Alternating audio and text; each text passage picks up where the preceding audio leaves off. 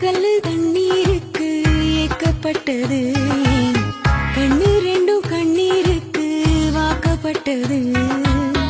ஒத்த சொல்லு புத்திக்குள்ள மாட்டிக்கிட்டது, தப்பி சொல்ல கூடாதுன்னு கேட்டுக்கிட்டது.